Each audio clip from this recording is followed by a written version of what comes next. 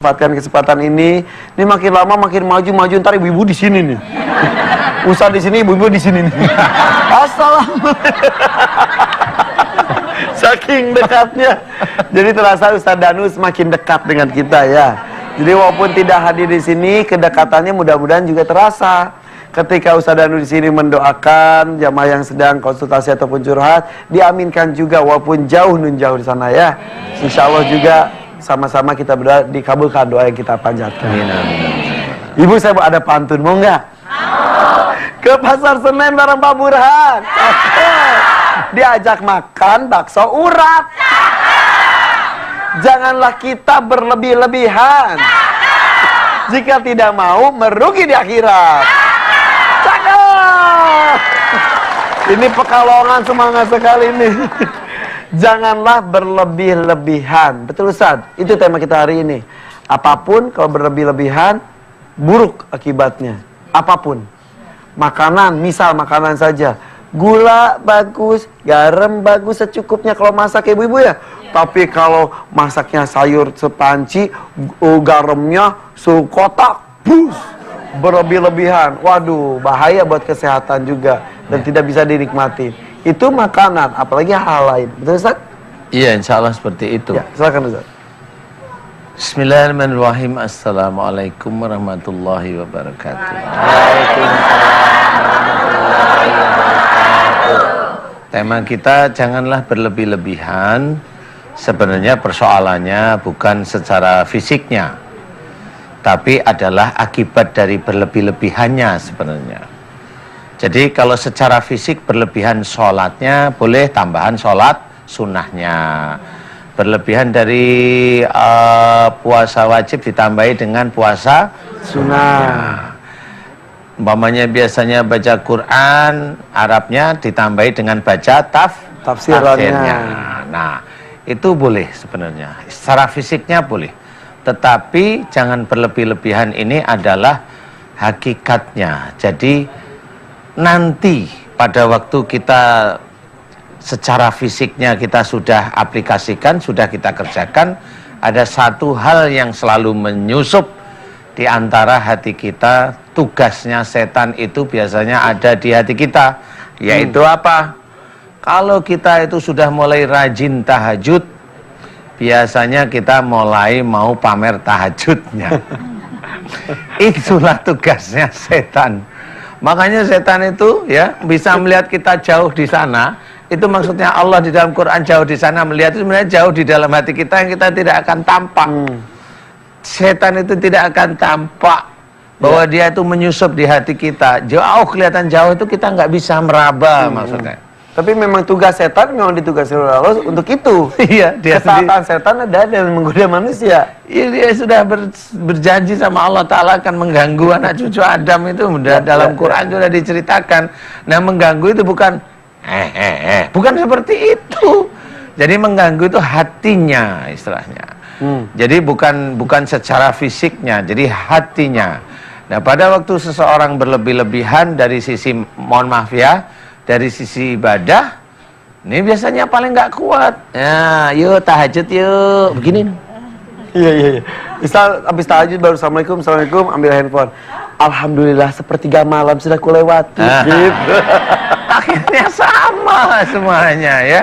Jadi yang berlebih-lebihan itu itunya. Walaupun yang tahu ya diri kita sendiri. Innamal a'malu binniyat juga ada yang katanya menyebarkan kebaikan dengan seperti itu. Emang tergantung orangnya juga sih ya. Kalau untuk dakwah mungkin bisa, tapi kadang-kadang untuk pamer, gue tahajud loh, intinya itu. Ya memang yang tahu kan hanya dia sama Allah aja. Betul. Dia mau dakwah itu kan sebenarnya adanya nyelisip sebenarnya. Ada nyelisip di hati itu yang orang tidak akan pernah tahu nyelisip di hatinya itu. Betul. Kayak mamanya menyebarkan, dia hanya dikatakan sebarkan ini agar mendapat pahala dari Allah Ta'ala. Dia udah nggak berpikir panjang, sebarin aja.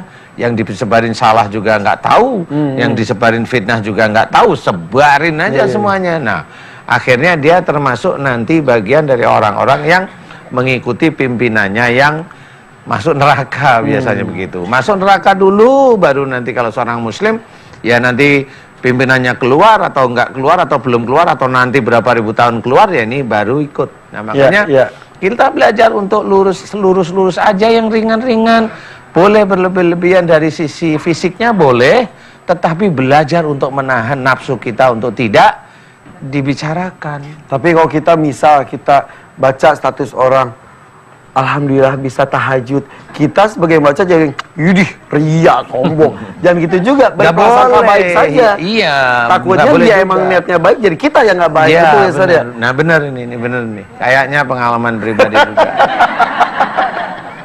Karena gini Ustaz, katanya gini, kita aja misal lagi berbuat nggak benar, misal kita lagi dugem, lagi di sini nih, itu disebarin santai aja. Kok pas lagi kita misal lagi pergi umroh, kok kita malu-malu untuk menyebarkan karena takut disangka ria. Itu kan urusan sendiri. Misal mudah-mudahan dengan posting, alhamdulillah nih saya umroh, ada yang tersentuh hatinya untuk ikut juga, mungkin ya Ustaz ya. Iya, mudah. Tapi tetap hati-hati juga. Tetap hati-hati loh itu, takut karena itu nyelisip ya. Antara siar dengan sombong itu nanti nyelisip. Tapi kalau memang itu kita, ya saya juga nggak tahu persis ya. Maksudnya itu adalah belajar untuk gimana caranya, ya Allah saya sebenarnya mau menceritakan tentang kebaikan, tapi mudah-mudahan Engkau jaga aku dari kesombongan ya Allah. Doa terus, mau begitu tuh doa beneran serius, menetapkan hati. Nanti kan ada yang menggerakkan, mau memposting atau mau tidak. Karena itu urusannya hati, takutnya seperti itu. Karena setan pun sekecil apapun celah bisa masuk. Nyusup, dia akan nyusup beneran. Betul. Dia akan nyusup. Makanya seseorang yang diberi kelebihan oleh Allah Ta'ala itu sebenarnya risiko besar kena setan sebenarnya. Risiko besar loh itu, sangat besar. Karena dia dilebihkan apanya, risikonya besar di situ. Kelebihan harta, kelebihan ilmu, kelebihan harta dan lain-lainnya. Kelebihan istri juga juga. Kalau itu kadang-kadang sembunyi-sembunyi. Oh iya ya. Oke deh. Yaudah kita istirahat dulu sebentar ya Ustaz ya. Ibu boleh istirahat dulu Bu? Oh boleh. Pemirsa jangan kemana-mana ya. Tetap bersama kami di sini di Siraman Kolbu, Sejukkan Hati.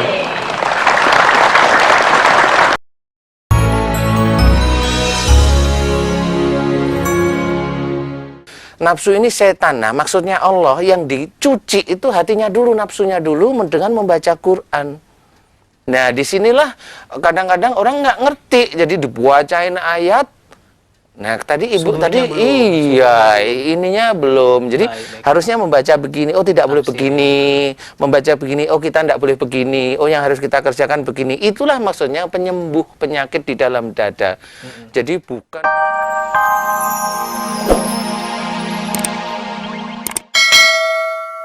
Mas Danu bilang di awal, orang tuh kerasukan karena jin. Ada yang bilang karena setan, Ibu ya. Mana yang benar? Apakah ada perbedaan antara jin dan setan? Atau adik kakak gitu ya? Kita juga masih bingung ini ya. Mas soulmate-nya gitu ya. Ya, silakan Mas Danu. Jadi intinya adalah juga pertanyaan dari pemirsa ya. Iya. Jadi bedanya antara setan dengan jin itu jelas ada. Kalau umpamanya setan jelas besok di hari kiamat itu dia sudah tidak dihisap, langsung masuk neraka. Itu setan. Itu setan. Tapi jangan lihat ke saya dong.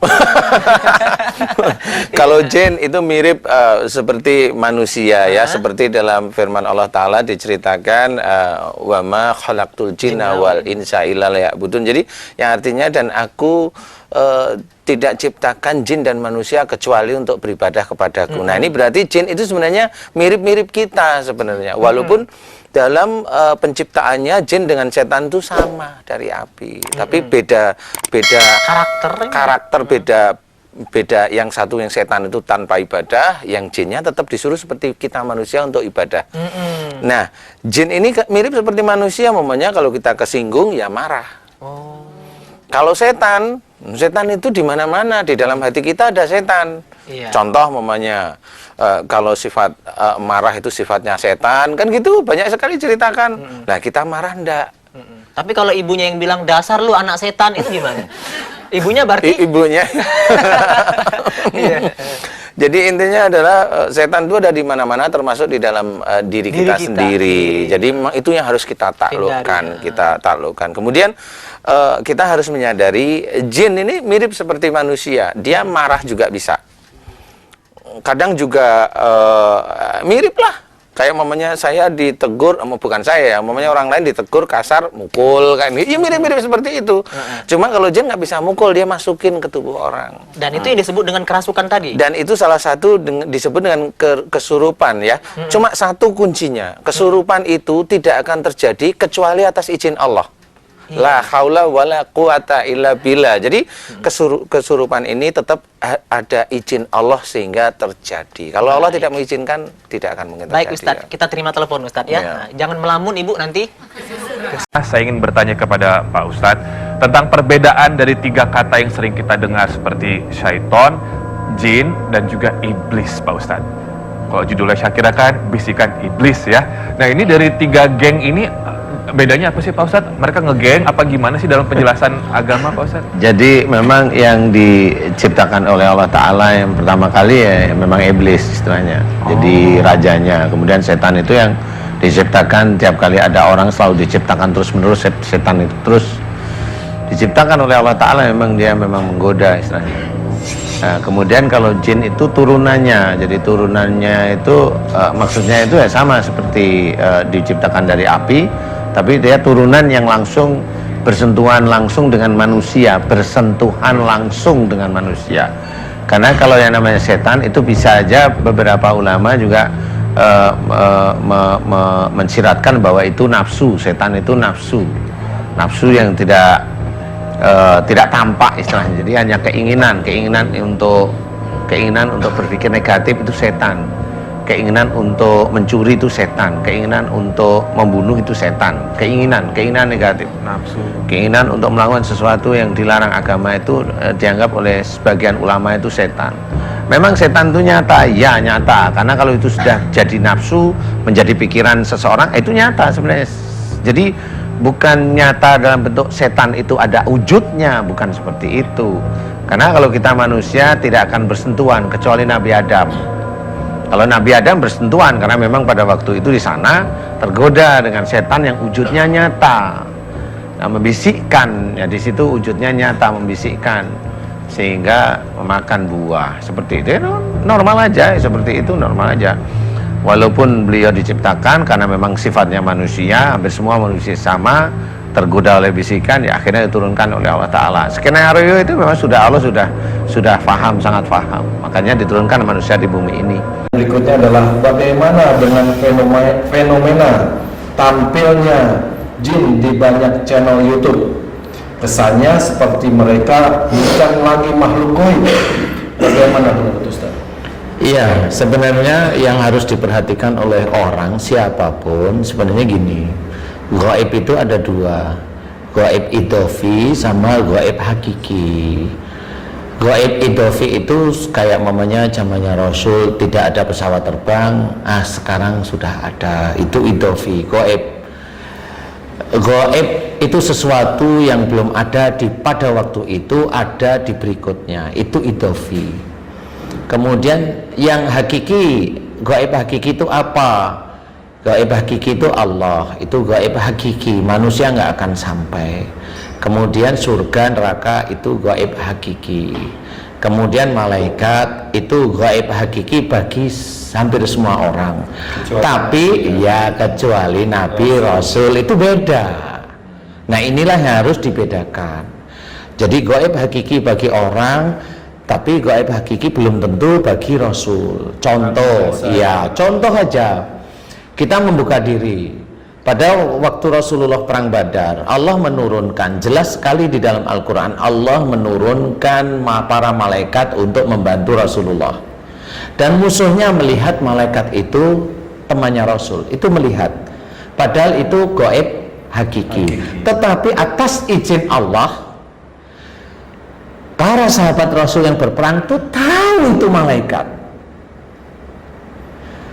Para musuh Rasul, mereka tahu itu bantuan dari Allah. Nah, inilah yang harus kita pikirkan, bahwa Allah itu punya cara untuk mengetahui. Itu Allah punya cara. Siapa orang yang dipilih untuk mengetahui, itu haknya Allah, bukan hak kita. Bukan kita menyalah-nyalahkan orang lain. Ya nggak bisa seperti itu. Kita lihat dari perang Badar itu sudah diketahui bahwa Nah itu haknya Allah. Sahabat Rasul mengetahui ada malaikat yang diturunkan, yang jelas berperang. Menurut beberapa pengamatan, menurut cerita, pedangnya para malaikat yang turun membantu Rasulullah itu belum sampai kepada tubuh lawannya, kepada musuh-musuhnya Nabi, itu sudah terpotong. Nah, Luluskan belum sampai tertusuk. ini iya sudah terpotong. Nah, itu haknya Allah di situ. Jadi kenapa itu terlihat? Lah itu haknya Allah, nggak bisa dijawab yang seperti itu. Padahal kita banyak dari sebagian ulama mengakui bahwa malaikat itu gaib yang hakiki bagi sebagian manusia, tapi menjadi idofi atau nyata bagi Rasul atau Nabi. Nah harus dibedain nih. Jadi orang itu tidak boleh asal omong, juga nggak bisa asal omong, dia bertanggung jawab nanti di akhirat, ya. Nah kemudian bagaimana dengan keberadaan sekarang jin itu di channel YouTube kok banyak? Lah ya itu karena jin itu gaib idofi, makanya itu kelihatan. Yang dulunya itu diceritakan goab terus menerus, itu kan bagi mereka yang nggak lihat. Lah kalau sekarang di YouTube dilihat, ya memang begitu. Jadi hati-hati, apalagi sudah berstatement dengan omongan yang emosional, dengan menjustifikasi orang lain itu harus begini, dia harus belajar sebenarnya. Makanya kalau orang jangan merasa benar. Kalau Allah mau berhak silahkan, haknya Allah mau kemana silahkan, itu hanya Allah. Kita itu nggak ngerti. Sekarang channel YouTube banyak sekali channel YouTube seperti itu. Jin itu bisa muncul nanti hilang di titik itu. Jin itu bisa ada beberapa channel YouTube itu yang orang itu diloncatin ke pohon sama jin dan barengan, dan videonya itu jelas dari mulai dia video biasa dia ditangsain ke pohon, semuanya masih on itu loh, kok sudah di pohon semua. Nah itu ya kerjaan jin.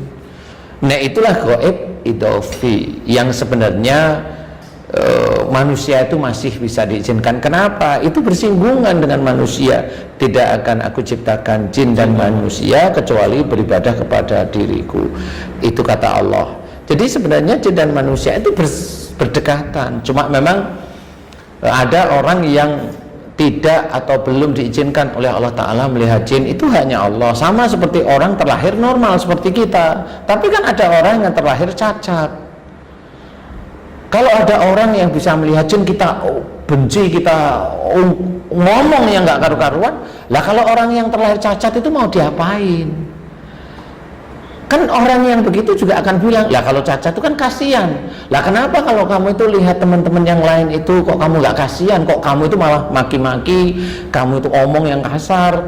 Nah ini harusnya diperhatikan bahwa sebagai seorang manusia muslim, dia harus belajar taat pada Allah Ta'ala. Ngomong pun harus ditata. Kalau dia salah, dia bertanggung jawab di akhirat kelak.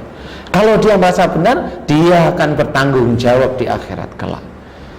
Karena apa? Kalau memang menganggap orang itu cacat yang bisa melihat jin, nggak apa-apa. Tetapi solusinya apa? Solusinya diiniin mamanya. Yakin itu bisa selesai. Yakin bisa selesai. Orang terkena sihir diginiin kata mereka, yakin itu bisa selesai? Kan gitu pertanyaannya. Jangan sombong dengan yang seperti itu. Semua yang punya hak itu Allah. Jangan sombong. Kenapa? Karena kalau tidak terjadi, apa sebenarnya? Apa yang mau disombongkan kalau tidak terjadi? Yang bisa menyelesaikan itu adalah Allah. Nah, inilah yang harus kita ketahui, bahwasanya kalau dianggap orang yang melihat jin itu cacat seperti manusia yang cacat, ya harus dicari solusinya. Bukan dihujat, bukan di ini, bukan seperti itu. Lah kalau pertanyaan saya balik, apakah orang itu ada jinnya apa enggak? Bisa dia nggak jawab? Bisa nggak dia jawab? Nggak paham ya. Kita kan pernah ngobrol dengan Ustadz Zaki. Dia yang popi dengan durian itu jin semua di dalam hati sama pikirannya. Mutah. Iya itu yang mempengaruhi. Dia nggak suka sama durian, lihat bentuknya durian langsung mutah, langsung mual mutah. Itu apa? Itu jin sebenarnya. Lah kalau kita bilang itu jin, kemudian ya kalau mau diselesaikan ya silahkan. Bisa nggak? Kan pertanyaannya begitu. Jangan asal bilang oh ini bisa diginiin. Yakin bisa. Yang punya hak bisa dan pasti itu Allah. Kita itu hanya berusaha. Nah inilah yang harus disadari. Kalau seseorang dia menganggap bahwa dia bisa, dia bertanggung jawab besok di akhirat. Bisa benar apa tidak, atau apa yang dia lakukan sebenarnya adalah dia menjadi munafik bagi dirinya sendiri. Karena apa? Karena di dalam tubuh manusia, semua manusia di dunia ini, jin itu banyak Jumlahnya. banyak. Jumlah manusia. Jin itu nggak cuma masuk melalui amalan mantra, enggak.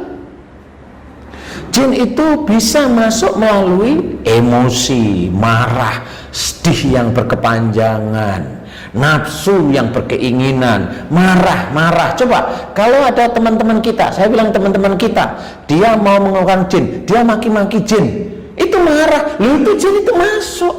Emang jin yang di situ nggak masuk, tapi jin yang di luar masuk ke dia. Sadar dia? Nggak tahu lah. Kenapa dia nggak tahu? Lah karena otaknya di sini merasa benar. Nggak bisa seperti itu. Dia harus belajar beneran yang seperti itu. Referensi itu tidak bisa satu. Kenapa tidak bisa satu? Contoh, kita belajar agama satu sisi, satu umpamanya kita belajar, bisa aja kita belajar dari Ustadz Adi Hidayat yang hebat di dalam hafalan Quran, ya itu harus belajar. Umpamanya belajar dengan Ustadz Abdul Somad, beliau hafal dengan berbagai hadis, itu kan beda-beda. Tapi kan nggak bisa kemudian ustadz yang lain, umpamanya kita itu hanya cuma oh saya dengan ustadz ini aja, yang lain enggak. Yuk kan nggak boleh seperti yang lain di luar ini langsung bid'ah, ditolak. Enggak seperti itu. Ini manusia semua, masih ada kekeliruan, masih ada kekurangan, masih ada salah di hadapan Allah Ta'ala. Enggak bisa seperti itu. Apakah yakin dengan mengikuti satu orang, dua orang yang dia sebarkan melalui video, yakin orang itu benar? Yakin orang itu benar? Kalau saya tetap tidak. Kenapa? Saya bilang kebenaran itu milik Allah Ta'ala. Sebagai seorang manusia, tidak ada kebenaran kecuali tingkah lakunya dia mencerminkan dia betul-betul seorang yang membawa kebenaran. Kan beda. Orang membawa kebenaran itu beda. Menenangkan, paham, mau ada cekojela itu benar-benar diredam pun dengan kata-kata yang baik. Nah, di sini harus diketahui bahwa jin itu memang bisa dia muncul di layar YouTube dan sebagainya. Itu normal menurut saya. Dari dulu saya nggak pernah ini, normal kok itu. Menurut saya normal. Kalaupun malaikat itu muncul normal, tapi tinggal siapa orangnya yang bisa melihat malaikat. Hanya gitu aja kalau saya lihat momennya, oh ini orang ini kayaknya imannya bagus, ya monggo silahkan. Kalau saya protes, enggak saya protes. Kali memang Allah memberikan pada dia, kali kalau saya. Paling tidak yang sakaratul maut ya. Ya tanya lah yang sakaratul maut, nggak tahu juga. Oh sakaratul maut selesai lah. Mau tanya, lihat malaikat kagak? Kan ngerti. Iya. Nah, disinilah sebenarnya susahnya kita. Jadi kita harus belajar dewasa. Kita belajar untuk